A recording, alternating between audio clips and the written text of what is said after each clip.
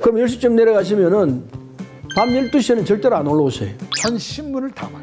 신문 연합문가지를 경제면도 보고 만화까지 싹 다 봐요. 그때 내가 야, 독학이라는 게 무섭다 하는 생각을 했어요.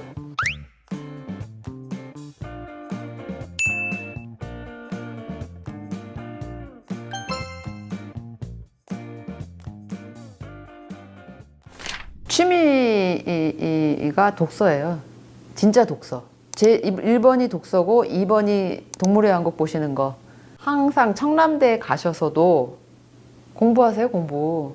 이만큼 쌓고 가서. 그러니까 굳이 청남대를 가실 이유가 없는데 그나마 청와대에 있는 직원들 휴가 보내주려고 자리 비켜주시는 거예요.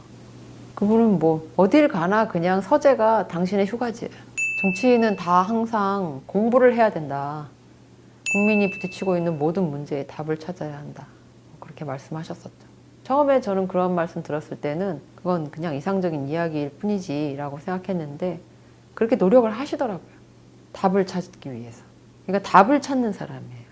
정치인들이 공부 안 하는 것에 대해 공부를 하지 않고 말만 하고 사람들만 만나면 점점 더 문제의 현장과 본질에서부터 멀어지고 답에서도 멀어질 수밖에 없어요.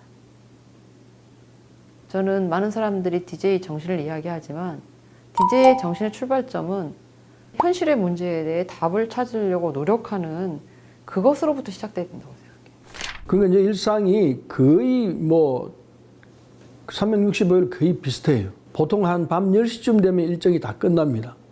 밖에서 저녁 식사를 하시든지 안에서 손님들 모시고 저녁 식사를 하시든지 거의 10시 되면 다 끝이 나요.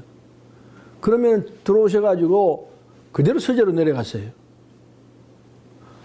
그럼 10시쯤 내려가시면은 밤 12시에는 절대로 안 올라오세요. 그 생활을 1년 365일 뭐 10년, 20년 이렇게 해오셨기 때문에 그 내공이 어마어마한 거죠, 사실은. 우리도 매일 2시간씩 책 보기가 쉽지 않지 않습니까? 근데 그걸 하루도 안 걸르고 그냥 계속해서 독서를 해오고 그러니까 그 이제 그 차여진 힘, 그게 결국은 대통령 되셔가지고 마음껏 발휘가 되는 거 아닌가 이렇게 생각해요. 하루에 매일 다른 책을 못 볼 때는 전 신문을 다 봐요. 신문 연합문가지를 경제면도 보고 만화까지 단지 싹 다 봐. 아침에 하루 1시간 10분을 거기 소요해. 일어나셔서 바로 신문이 들어가야 돼. 이 당직 비서는 그게 일이야. 그걸 착착착 정리해서 갖다 줘야 돼. 외신 신문 4가지를 본다고. 일본 신문 2개, 아사히, 요미우리. 그 다음에 미국 신문 2개, 워싱턴 포스트, 뉴욕 타임스. 그러면 1시간쯤 다 보세요. 그러니까 모든 정보가 다 들어가 있는 거야, 이미. 그 판단력, 통찰력, 세계를 보는 눈, 그리고 대관소찰이라는 말을 쓰셨는데, 사자성어로. 대관소찰. 역사를 대관, 크게 내다보는 소찰, 현미경. 많은 건가 현미경으로 봐야 되는 게 세세한 것까지 다 보는 거예요. 전략적, 그리고 이 나아갈 타임 스케줄 요까지 치밀하게 완전히 계산해요. 전략들. 그런 걸 모르고 그냥 겉만 보는 사람들은 그걸 뭔지 몰라, 왜 저러는지. 대단한 분이에요. 자가 대단한 분이에요.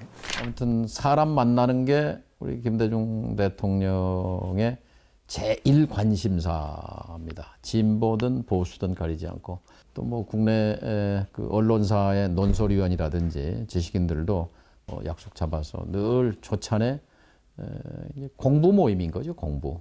그러니까 공부 욕심, 사람을 통한 공부. 80년에 전두환에 의해서 감옥에 계실 때 그때 제일 탐독했던 책이 엘빈 토플러의 제3의 물결. 그걸 여러 번 읽고 이런 세상이 오는구나 라고 학습했다 이제 이런 말씀을 하셨는데요. 이제 엘빈 토플러 박사도 고인이 됐습니다만 김대중 대통령에 대해서 참 대단한 지도자로 평가하고 엘빈 토플러를 책을 통해서 배우고 또 손정희 씨를 만나야 되겠다 해서 모셔다가 과외를 받은 거예요. 이건 과외를. 그리고 나서 이제 조치가 뭐였냐면 디지털 사령탑을 민간에서 최고의 전문가를 좀 모셔와야 되겠다. 그래서 사람을 구했습니다. 그래서 선택된 분이 삼성 SDI 사장을 하셨던 남궁석 씨라는 분을 정보통신부 장관으로 발탁합니다. 당신이 IT는 사령관이다. 김대중 대통령 집권 5년 동안에 초고속 인터넷에 국가 투자가 2조 6천억 들어갔어요. 그래서 전 세계에서 가장 인터넷 속도가 빠른 나라를 만들어버렸잖아요. 2조 6천억 가지고 대한민국의 디지털 코리아를 만든 거예요. 그나마 역사가 어떤 부분보다도 높게 평가할 김대중 대통령의 업적이라고 생각합니다. 김대중 대통령은 나중에 이제 뭐 차관 장관 내지는 퇴임 후에도 자주 이제 부르셔가지고 나를 김대중 평화센터 부의사장을 또 시키셨다고 노무현 정부에서 끝나고 나오니까 자주 이제 일주일에 최소한 한 번씩은 만나서 대화를 했는데 말씀이 한 번 나오기 시작하면은 진짜 굉장히 요식해요. 나는 우리 자식들한테도 그런 얘기를 하지만은 인류대학 인류학과 가는 걸로서 만족하지 마라. 오히려 그것 때문에 거기서 더 이상 공부를 하지 않게 되면은 나중에 인생 전반에서 뒤질 수가 있다. 차라리 약간 부족한 걸 느끼는 게 낫다. 거기서 내가 이게 일종의 통찰력이라든가 해야 하는 타고나는 거구나 하는 생각을 했어요. 타고나는 거다.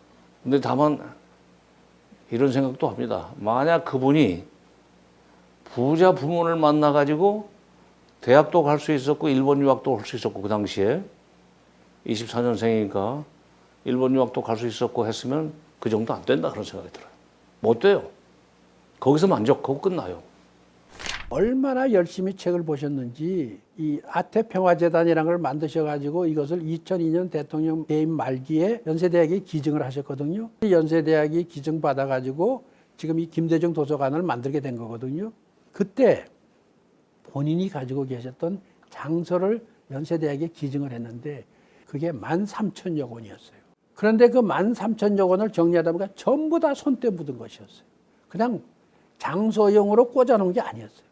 그리고 뭐 다 잘 알려진 대로 국회의원 중에서 국회 도서관을 가장 많이 찾은 의원, 가장 많이 가서 책을 보신 의원, 심지어 대통령 재임 시에 무엇을 생각하시다가 뭐 하면 나한테 전화해가고 김수석 내가 이거에 대해서 좀 찾아봐야 되겠는데 국회 어디 가면 어느 코너에 얻은 책이 있어요. 그걸 좀 보고 빌려오든지 아니면 그걸 좀 이렇게 알려주세요. 이런 정도였어요. 동교동역이 이제 가면 만나주시는 공간이 이제 그 위에 이렇게 있고 계단을 한 4-5개 내려가면 서재가 있었는데 거기 책들이 한 수만 권이 진열돼 있어서 총재 면담하기 전에 그 대표단이 앉아 있는 사이에 심심해서 설마 이거 다 받겠어? 그래서 다 뽑아봤어요. 중간중간. 전부 줄이 쳐져 있고 주석이 이렇게 메모가 달려 있고 그래서 철학 공부도 하셨네 집어넣고 그다음에 다 보니까 과학책이 있길래 과학은 안 보셨겠지 하고 딱 뽑아서 거기 있다. 아니 도대체 독서의 폭과 깊이가 어느 정도인 거야. 그래서 되게 기가 죽더라고. 그래서 저는 이제 그리고 대화를 하면 굉장히 논리적이고 차분하고 그래서 이 내공이 보통뿐이 아니구나 이런 느낌이 드는 거죠.